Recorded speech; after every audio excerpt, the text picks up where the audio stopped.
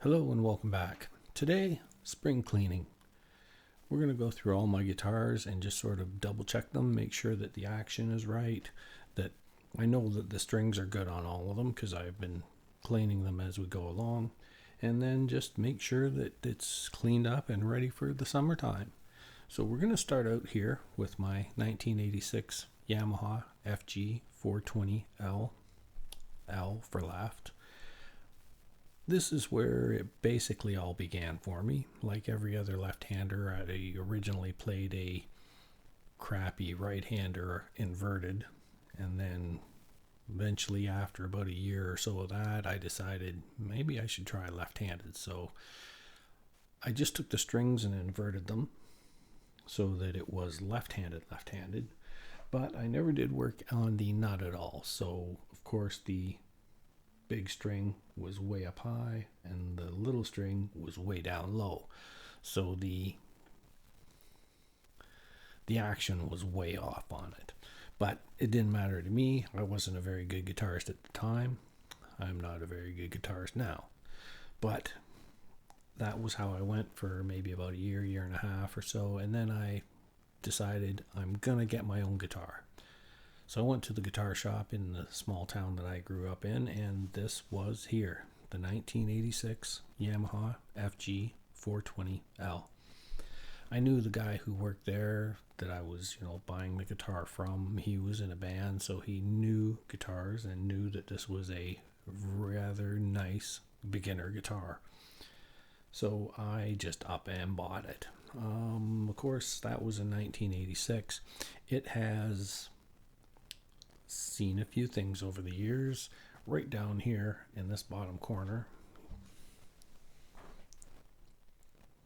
yes, that is a major ding.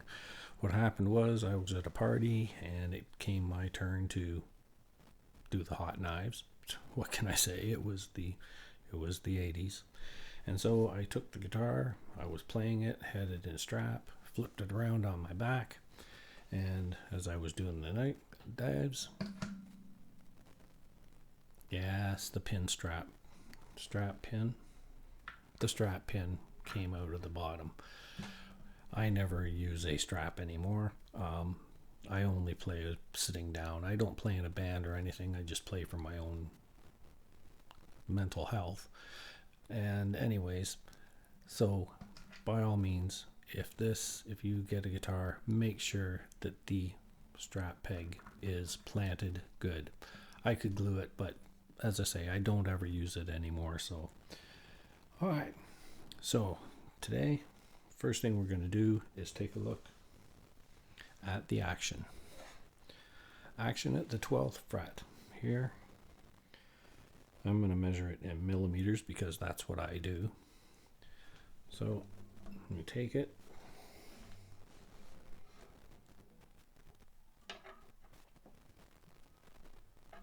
1.75 millimeters, 1.75 millimeters,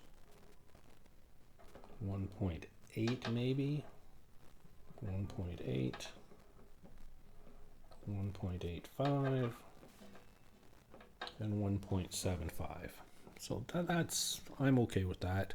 I only play finger style. I don't use a pick, like I don't strum on it. So there's not a lot of heavy oscillation in the strings. So I can go down really low and it helps my carpal tunnel on top of that. But if I'm just picking lightly, then it doesn't have to be very high. And so everything looks good on that way. Let's take a look down the headstock, down the neck. Get your eyeball right at the same level. And that neck is as flat as it can be. And that's good because, well, you can have a bit of a bow this way if you like. I like it nice and flat. If you have a little bit of a bow, if you're strumming and playing up in here, then this flat might give you some buzzing through some of these here frets. As I say, I just finger pick, so it doesn't matter to me. That's what is going to happen. Now, let's say you have too much bow this way. then you want to do a truss rod adjustment. And this is how a truss rod works. This is your basic guitar, head up here, headstock, and the body is down here. Frets, of course. This is a side view, so you have the head up here and the body down there. Inside the neck is a metal rod that goes the length of the neck to about here anyways, is all it's going to be affected. But depending on what kind of guitar you have, sometimes the adjustment is up here in the headstock, which is usually right there. There will be a little hole that you can go down inside. But most acoustic guitars, it is inside the sound hole. And you will find it just inside the sound hole in the end here. So what happens is there's basically a trough down the middle of the neck and a metal rod that is from here to here, and it has a bow in it like that. So what happens is if your neck has that bow as well, you want to kind of get it to straighten out as much as possible. So you would tighten from whichever end, tighten the adjustment, and what that will do is try and shorten this rod. What that in turn does is pull it up here, because this is trying to be shortened. So that will pull up on the rod and in effect make the headstock go down so that it would flatten out. If you've got too much of a back bow and you're getting buzzing, then you would loosen it off, and that should drop the rod into the trough farther and give this a little bit of a bow this way. Now what you do want a little bit of a bow in the same manner as the truss rod, and that is so that when you're fretting here, that you're not going to get buzzing up here near the body of the guitar. And that's basically how a truss rod works. So you tighten, you're going to bring the headstock down. If you loosen, the headstock is going to come up or up, and that is going to create just the slightest bit of bow in the neck. So that's why you try to keep it as flat as possible. I like to keep it as flat as possible. You might want a little bit of bow from what I've been told. Now, the one thing you do have to know is when you get down to here, where the neck continues on over top of the bottom of the guitar, and then your sound hole is way down in here, the truss rod basically only adjusts from here to here, because from here down into your head, into the sound hole, is kind of solid. The neck is like right on the soundboard, so it doesn't move up and down at all. But you just want a slight bit of bow. If you get too much bow, when you start fretting here, the string is going to make contact here. So if you've got the string across the top here and you've got too much of a bow, you start fretting here, it's going to start touching these frets, and that's where you're going to get your buzzing. So we just, as I say, want it as flat as possible with maybe a slight bit of bow. Adjust it. It's a very fine tuning in there, but it's going to depend on your guitar style. If you're a heavy strummer, then you're going to want a little more room there. If you just do light finger picking like I do, then you don't need as much bow. You can have it fairly flat, because the slight finger ticking is going to not create as much oscillation in the strings to create buzzing. And that is that. Now let's move on to my next guitar, which is my 1987 Squier Stratocaster. It's a made in Japan E series, and being a left-handed one, it's kind of rare that the fact that it has absolutely no Fender branding on it at all. Nothing on the bridge, nothing on the headstock. Doesn't even say Squier by fender underneath. It just has Squier on it. Nothing on the back, nothing inside. I've gone over it top to bottom, inside and out, and there is absolutely zero fender branding on it at all. It is just completely Squier. And so I've just did a video on this not long ago, because when I did my last string change, I took the pick guard and all the guts out, and we shielded the interior, and it really did work. It really did cut out on the buzzing sound that you get from having the thing turned on. It cranked right up to 10, and not touching any of the strings. You'll get a through the amp.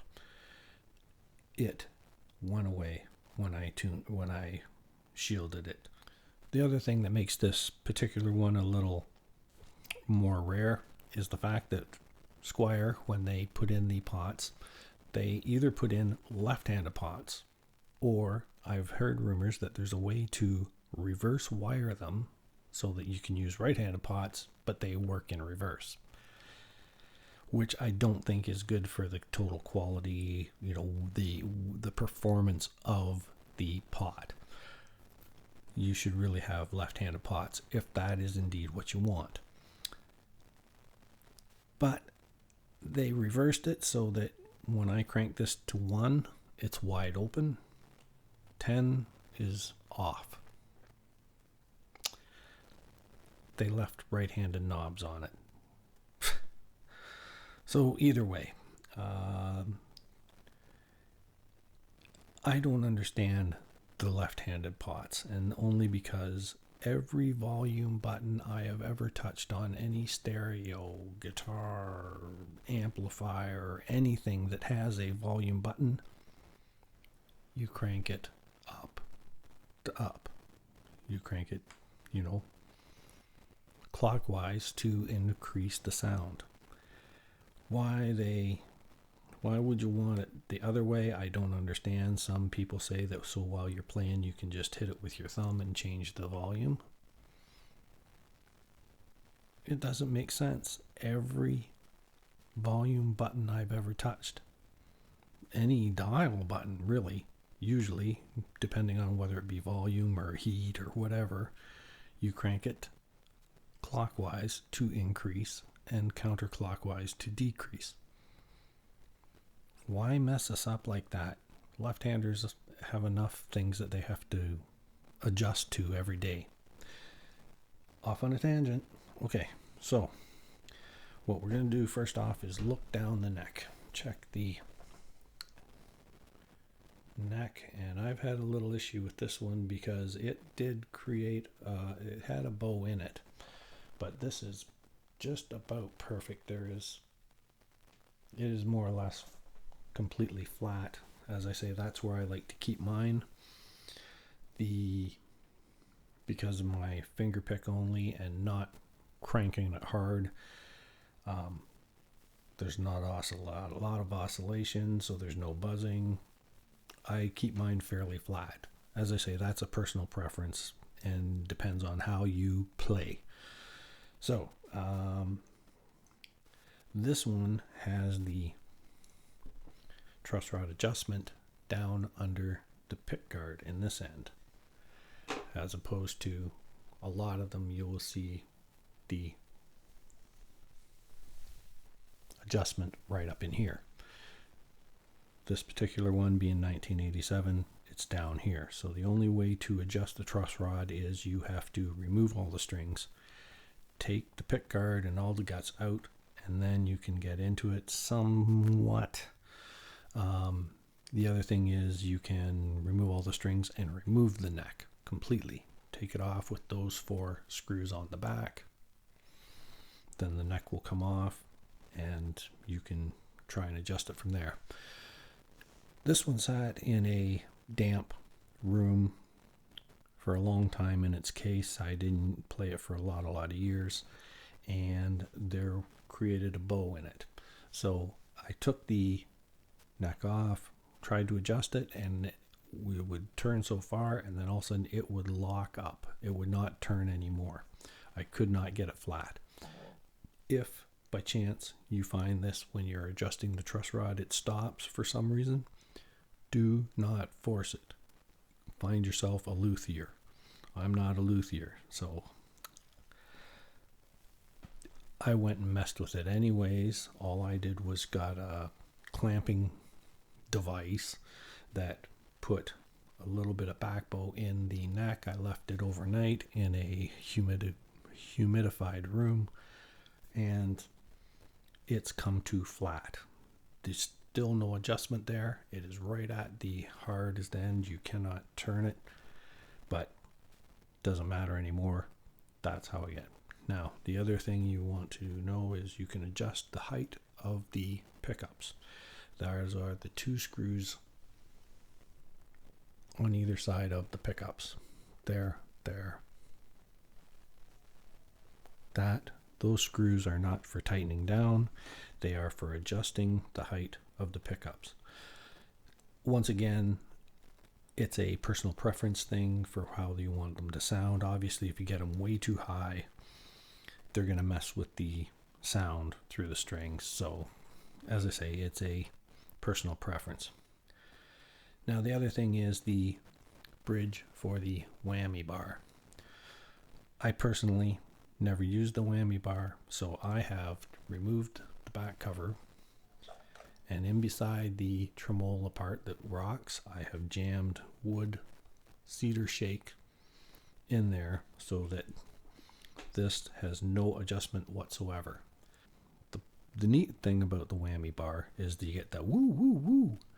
The part that really sucks is that after you woo woo woo a while, then your tuning is going to be out because you are adjusting, you're stretching the strings basically. So I have got mine blocked solid. I don't use it. I don't care to use it. I don't need to use it. But I didn't damage the guitar in any way to do this. I've just got the wood jammed in there so that I could dig it out and reset it so that this will work. And that's if I ever decide to sell this, which I doubt I will. But anyways, so we've looked down the neck. We found that it is pretty much flat. Next, let's go with the action.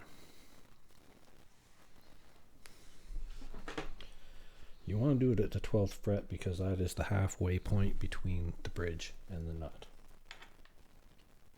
175, almost 150. These are in millimeters. 1.5, 1.75, 1.75, and 1.75. That's about where I like to play, so I'm good with that. We're going to leave it at that.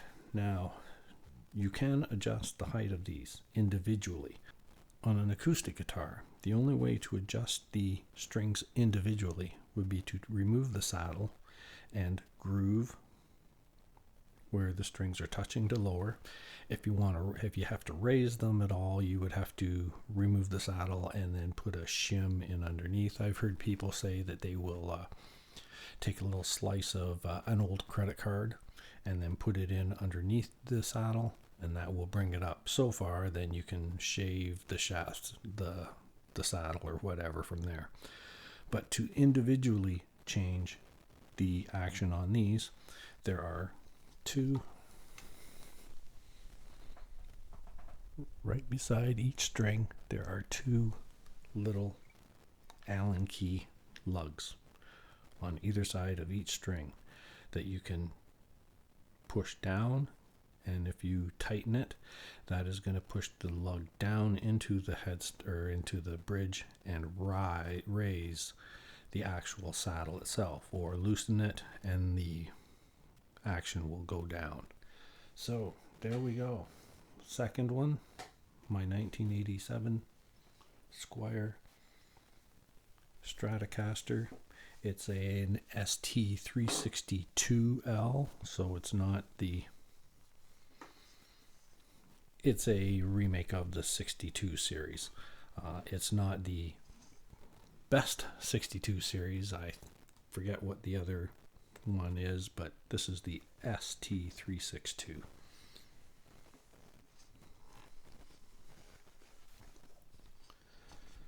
So we're just going to dust it a bit, make sure that we've got no markings on it. This one's pretty nice. It's in excellent shape. It's never really been gigged or anything. The only part of this here particular guitar that has any issue is there is a hairline crack in the finish right down through here. But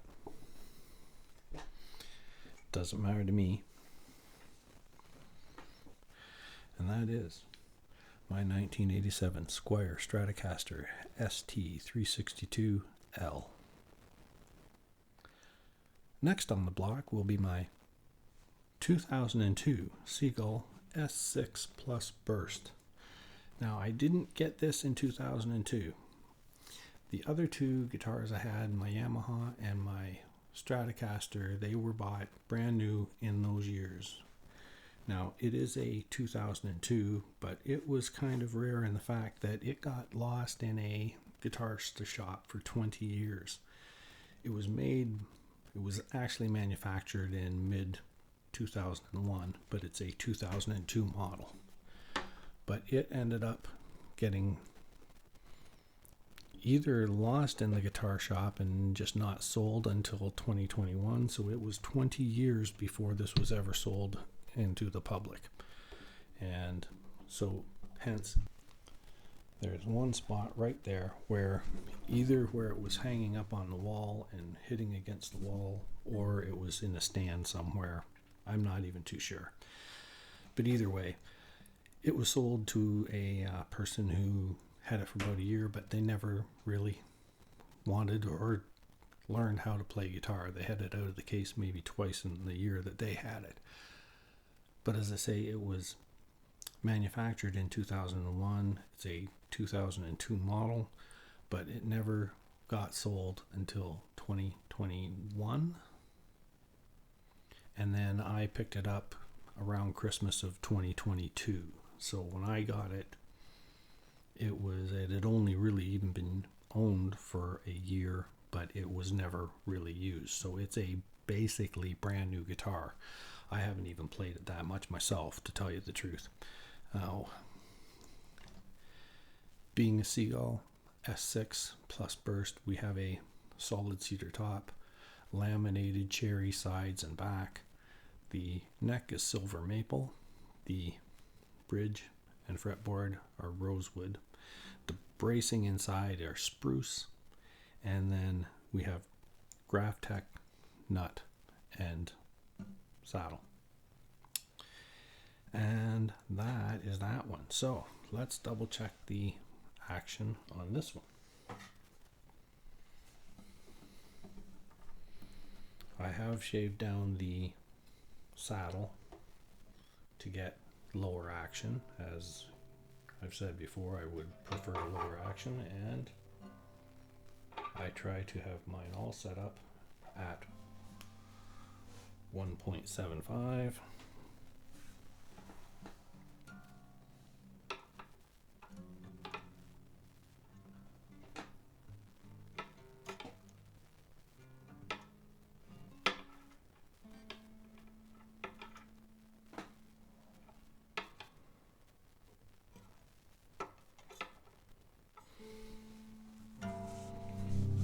And yes, it is 1.75 right across the board. So we will take a look down the neck here.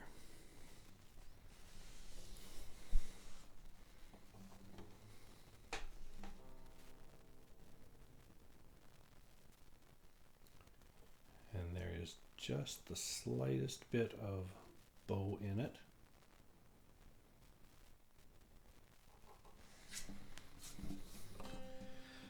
like I was saying before, how the truss rod works, only from about here to there. And so there's just a slight bit of bow, and then it flattens out here, so it's almost like there's a high spot here, but very little difference in it at all. And so not much to do on this one. Everything's fine. Now the other two, the Strat actually does this, but my Yamaha does not.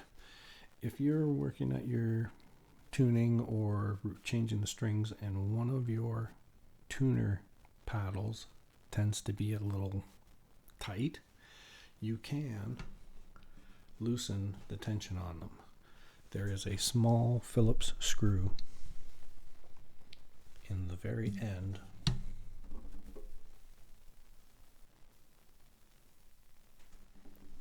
of the tuning paddle. If the twisting seems a little loose, you just tighten it a little bit, or if it's too tight, loosen it a little bit. It's just to work the tension of how tight these things are to twist. And basically that is it on this one. There's not much to touch on this one because, as I say, it's a brand new guitar. And I have just worked on most of these. We have new strings on all of them. And now we move on to my 2009 Art & Luthier Cedar Antique Burst. This one I just picked up about a year or so ago. This one had a lot more usage on it than my S6. Art & Luthier is the Godin entry-level guitar, and this one came up on Marketplace about a year ago from a guy who had a bunch of guitars and had to thin the herd, so he put this one up there, and I found it for a very good deal. Brought it home, worked it all over, and what I found was that it, as I say, it plays better and sounds better than my S6. Oh well. But anyways, so basically the same composition, solid cedar top, laminated wild cherry sides and back, silver maple, rosewood, Graphtec, and spruce bracing. This one just has one slight little ding in the finish there. Other than that, there was somebody who was a little exuberant with the pick, and there was some scratch marks above.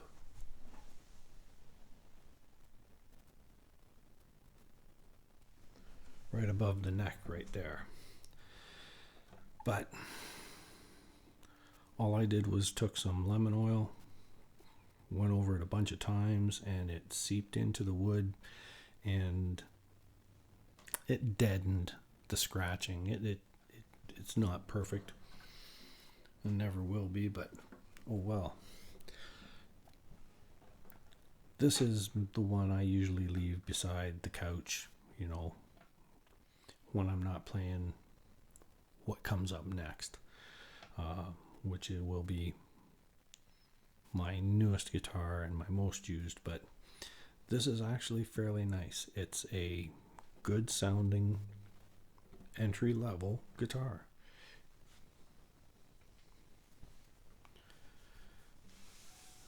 So give it a little dusting here, and then we'll check the action in the neck.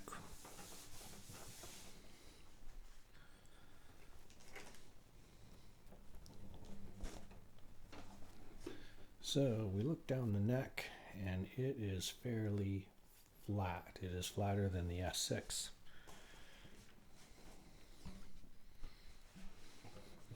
And we'll check the action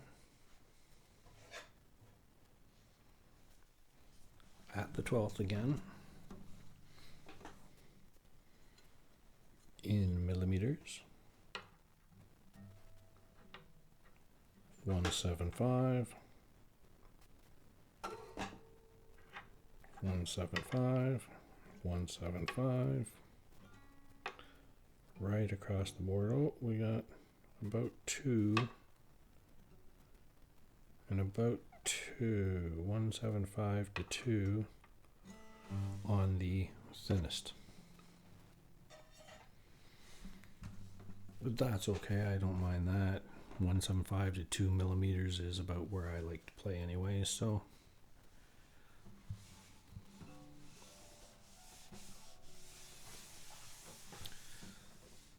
So we've double checked this one. This one did have a tight tuner, which I have adjusted, played with to make sure that I get it properly. And that is my Art and Luthier. Now for the final. Well, let's give you a little look over the Art and Luthier. Now this being an entry level, the rosette is actually glued on. It is like a plastic glued on rosette. I'd rather a real inlay rosette, but I'm okay with that. As I say, it was a very inexpensive guitar. So that is my Art and Luthier. And now the one I play the most, my 2012 Seagull S12 Coastline 12 string. Being left-handed, you just don't find 12 strings everywhere. Like, you don't go into the guitar shop and pick up a left-handed 12 string and play it. Very seldom would that happen. I always wanted a 12 string, but of course I could never find one to try out and just see if it was something that I wanted to play or not. Because of course this was back in the 80s and 90s. So in those days, the only way I would have one is if I had somebody build one, like had one of the companies make me one, and then you had no recourse. Whether you liked it or not, it was yours. So I was looking for one, and I went into a guitar shop and, asked about it. And they said they had one of these down east in one of their stores there, but they were going to make me pay for shipping it up whether I wanted it or not. And I told them no, I wasn't going to do that, and that was in the fall. Springtime came, I had saved up some money, and I went, what the hey, let's do it. So I went to the guitar shop again, and of course it had sold. So I contacted Seagull personally and said, look, I would like a 12 string guitar, and they basically told me, we don't make left-handed 12 strings anymore. The S12 was not even, like, the S12 Coastline wasn't a thing anymore and isn't to this day. But they didn't make them. They don't make them custom, so I was kind of out of luck. So I was rather distraught about this, and I kept looking around, and eventually I found this one on eBay. And so although I don't buy things online, this time I did. And it's what I play the most of. Now, if you know anybody that has an S12 Coastline, you'll know that this punches way above its price point. Anyone who has one will tell you that. People who have other 12 strings who've paid thousands of dollars for them, if they know somebody who has an S12, they will tell you that money-wise, it is by far at least comparable, if not better than, a lot of higher-end guitars. So, let's take a look down the neck on this one.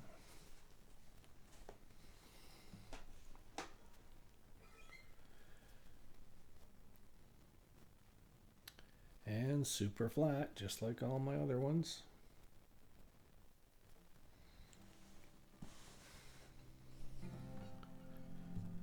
Now let's take a look at the action. At the 12th. And on all of these, I'm 175 to 150.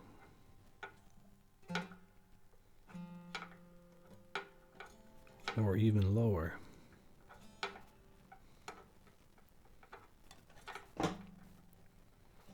Yes, 1.5 0.75 to 1.5 millimeters. The neat thing about a 12 string is a lot of people say, oh, you got all that extra strings to push down, it's so much harder to play. No, it is not. What I find is you don't have to push as hard because you've got all the extra strings and the chorusy type sound of it, that you don't have to be as precise with your fingering up here of the fretboard, because you're going to deaden any of your problems, any of your mistakes in that, with the sheer volume and fullness of a 12 string guitar. So let's just do a sound test, starting with 1986.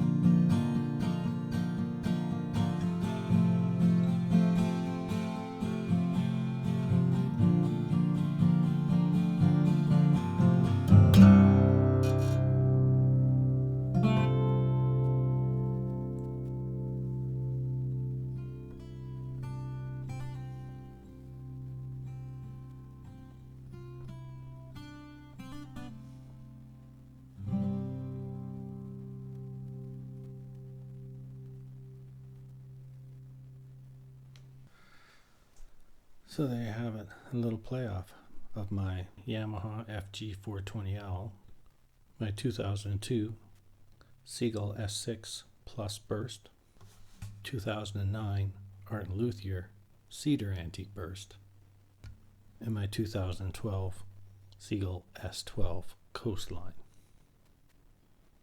Which one did you like the most? Leave a comment below. Thanks for watching. Please share, like, subscribe. We'll check you out next time. Bye now.